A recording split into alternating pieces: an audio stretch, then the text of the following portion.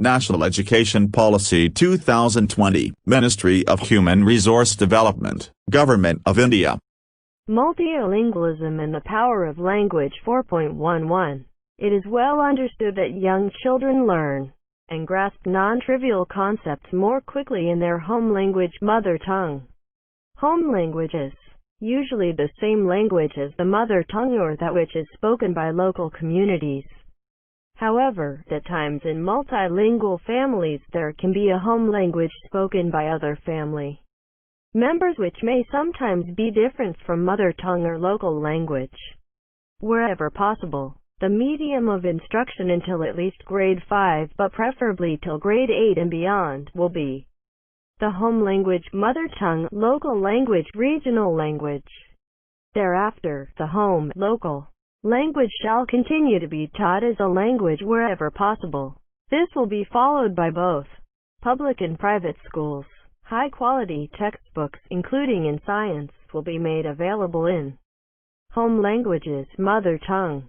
All efforts will be made early on to ensure that any gaps that exist between the language spoken by the child and the medium of teaching are bridged. In cases where home language, mother tongue textbook material is not available, the language of transaction between teachers and students will still remain the home language, mother tongue, wherever possible. Teachers will be encouraged to use a bilingual approach, including bilingual teaching learning materials, with those students whose home language may be different from the medium of instruction. All languages will be taught with high quality to all students. A language does not need to be the medium of instruction for it to be taught and learned well. 4.12. As research clearly shows that children pick up languages extremely quickly between the ages of 2 and 8, and that multilingualism has great cognitive benefits to young students. Children will be exposed to different languages early on, but with a particular emphasis on the mother tongue, starting from the foundational stage onwards. All languages will be taught in an enjoyable and interactive style, with plenty of interactive conversation, and with early reading and subsequently writing in the mother tongue in the early years, and with skills developed for reading and writing in other languages in grade 3 and beyond. There will be a major effort from both the central and state governments to invest in large numbers of language teachers in all regional languages around the country, and in particular, for all languages mentioned in the 8th schedule of the Constitution of India. States, especially states from different regions of India, may enter into bilateral agreements to hire teachers in large numbers from each other to satisfy the 3-language formula in their respective states, and also to encourage the study of Indian languages across the country. Extensive use of technology will be made for teaching and learning of different languages and to popularize language learning. 4.13. The 3-language formula will continue to be implemented while keeping in mind the constitutional provisions, aspirations of the people, regions, and the Union, and the need to promote multilingualism as well as promote national unity. However, there will be a greater flexibility in the 3-language formula, and no language will be imposed on any state. The 3 languages learned by children will be the choices of states, regions, and of course the students themselves, so long as at least 2 of the 3 languages are native to India. In particular, students who wish to change 1 or more of the 3 languages they are studying may do so in grade 6 or 7, as long as they are able to demonstrate basic proficiency in 3 languages, including 1 language of India at the literature level, by the end of secondary school. 4.14. All efforts will be made in preparing high-quality bilingual textbooks and teaching learning materials for science and mathematics, so that students are enabled to think and speak about the 2 subjects both in their home language, mother tongue, and in English. 4.15. As so many developed countries around the world have amply demonstrated, being well educated in one's language, culture, and traditions is not a detriment but indeed a huge benefit to educational, social, and technological advancement. India's languages are among the richest, most scientific, most beautiful, and most expressive in the world, with a huge body of ancient as well as modern literature, both prose and poetry, film, and music written in these languages that help form India's national identity and wealth.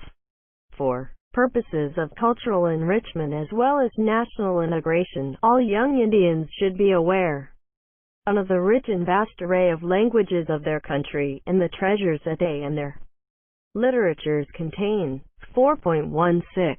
Thus, every student in the country will participate in a fun project activity on the languages of India sometime in grades 6 to 8, such as under the Ek Bharat Shrestha Bharat initiative.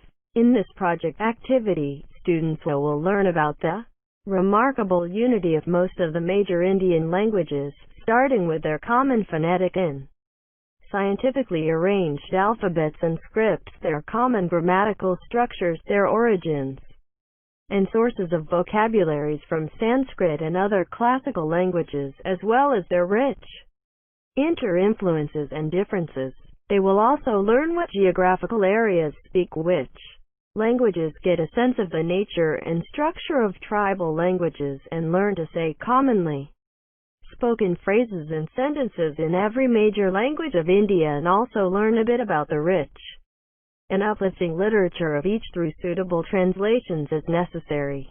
Such an activity would give them both a sense of the unity and the beautiful cultural heritage and diversity of India, and would be a wonderful icebreaker their whole lives as they meet people from other parts of India. This project activity would be a joyful activity and would not involve any form of assessment. 4.17. The importance, relevance, and beauty of the classical languages and literature of India also cannot be overlooked.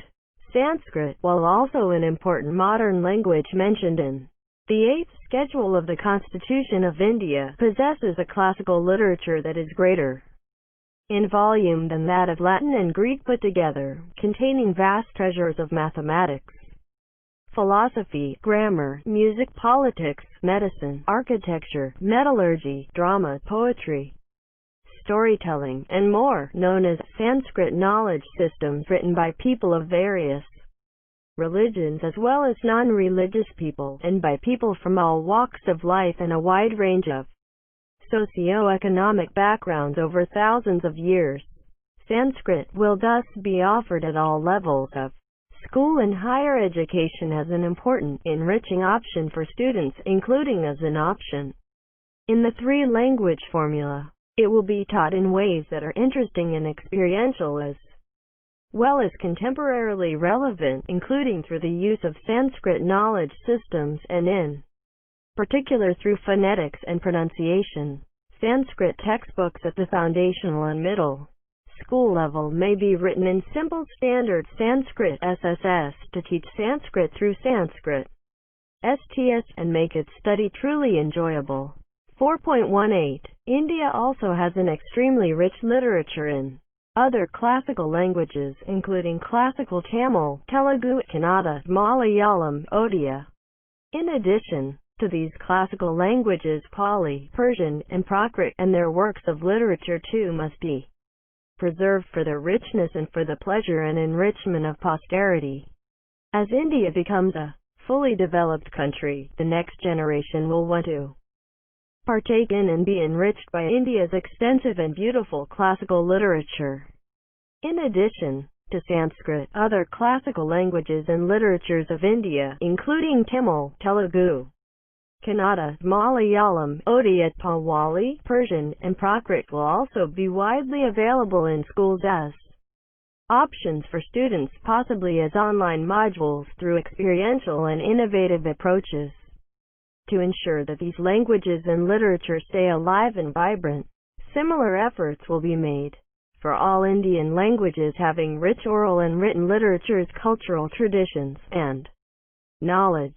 4.19. For the enrichment of the children and for the preservation of these rich Languages and their artistic treasures. All students in all schools, public or private, will have the option of learning at least 2 years of a classical language of India and its associated literature through experiential and innovative approaches, including the integration of technology in grades 6 to 12, with the option to continue from the middle stage through the secondary stage and beyond. 4.20. In addition to high-quality offerings in Indian languages and English, foreign languages such as Korean, Japanese, Thai, French, German, Spanish, Portuguese, and Russian will also be offered at the secondary level for students to learn about the cultures of the world and to enrich their global knowledge and mobility according to their own interests and aspirations. 4.21. The teaching of all languages will be enhanced through innovative and experiential methods, including through gamification and apps, by weaving in the cultural aspects of the languages, such as films, theater, storytelling, poetry, and music, and by drawing connections with various relevant subjects and with real-life experiences. Thus, the teaching of languages will also be based on experiential learning pedagogy. 4.22. Indian Sign Language (ISL) will be standardized across the country, and national and state curriculum materials developed for use by students with hearing impairment. Local sign languages will be respected and taught as well, where possible and relevant.